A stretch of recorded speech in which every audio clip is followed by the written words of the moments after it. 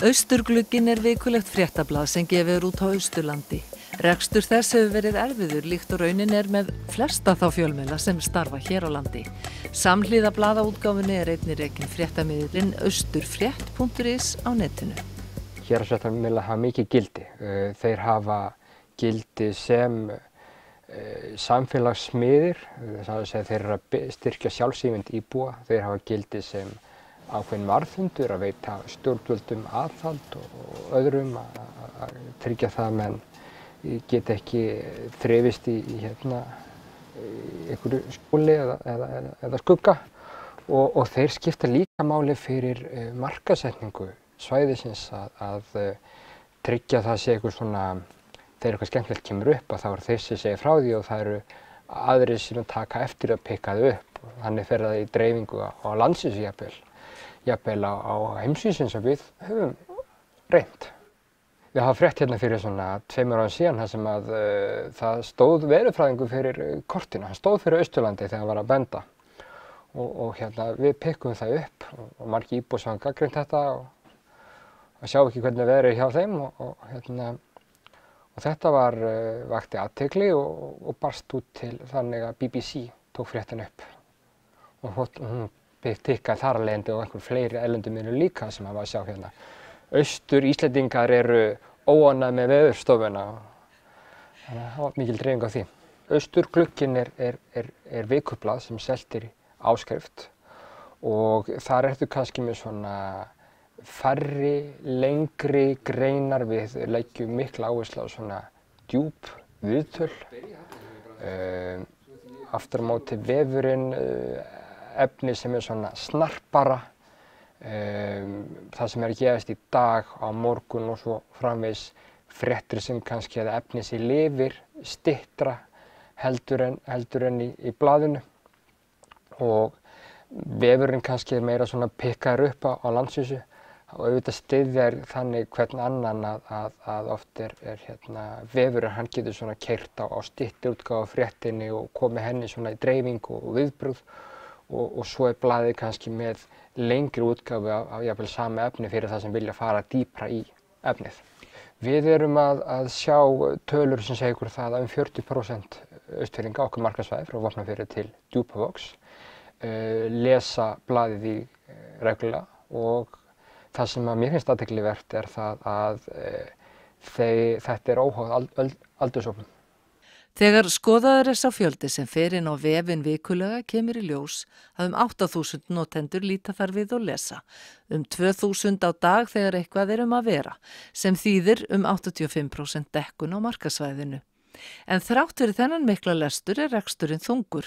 Það þó ekki sér íslenskt fyrirbæri. Það er ekkert leyndarmál að rekstur héraðsfréttamiðla frekar en margra annarra fjölmiðla, bara hvað sem þú horfir á á Íslandi eða í heiminum, gengur erfiðlega. Ef þú horfir á samantektir utan á heimi þá sérðu það að rekstur fréttamiðla sá einhver óarðvænlegasti business sem við getum farið út úr og það að fækka störfum í fjölmiðlunum á heiminum. Er það ekki mjög slæm þróun fyrir lýðræði? Mér finnst það mjög slæm þróun og eins og sé sérstaklega fyrir lýðræði fyrir kannski störfin sem að eru kannski dýrust og skiptarunni þegar uppi staðið að mínu viti mestu máli. Það eru sem að halda uppi gagnrýni eða vandaðri umræðu og umfjöllun. Þannig að þetta alltaf bara sérði ef þú horfir þetta vinsæla hugtak falsfréttir. Að menn eru komnir í aukna, annars það að gerist það að menn eru komnir í aukna framleiðnikröfu. Þá verður þetta að vinna hraðar og minni tími að fara vel í málin og þú ert kannski að skila einhver sem bara ekki nógu vel unnið. Hins það að það spretta upp einhverjir fjölmiðlar, smámiðlar sem að ná að koma sér í dreifingu. Þessi vinnubröðin eru bara ekki mjög vönduð og menn eru bara beinlega að ganga erinda einstaks eiganda miðlunum sem að hefur bara jafnvel annarlega hagsmuni af því að koma ákveðnum sjónarmiðum á málinu. Ef að heimamenn auglýsa ekki eða kaupa ekki miðlinn, að þá fær hann ekki tekjur, þá verður hann ekki til. það fer í mann þegar maður fær hringinguna og spyr hvort maður vil ekki koma og fjalla þetta málþingið eða hitt og þetta sé áhugavert og maður situr upp með það, ég fréttamaður, ok, minnst þetta fréttnæmt eða ekki. Og svo kannski einhver annar miðill sem að gangi einhvers staðar að menn þú veist, kaupa heilsíðu eða henda tugum þúsunda í markaðssetningu. Ef við bara kaupa markaðssetningu bara Facebook fyrir sama viðburð fyrir einhverja tugi þúsunda og Facebook sem greiðir enga skatta á Íslandi og fer bara í einhverja híti í Kaliforníu eða jafnvel skattaskjóli. Það fer í mann. Og það bara, ég held að maður hafi bara ríka ástæðu til. Og það bara, manni líður stundum eins og þessi gengi að manni eins og bara sjálfsögðu hlut. Maður eigi bara, maður eigi bara að vinna frítt, en það sé sjálft að borga fyrir aðra.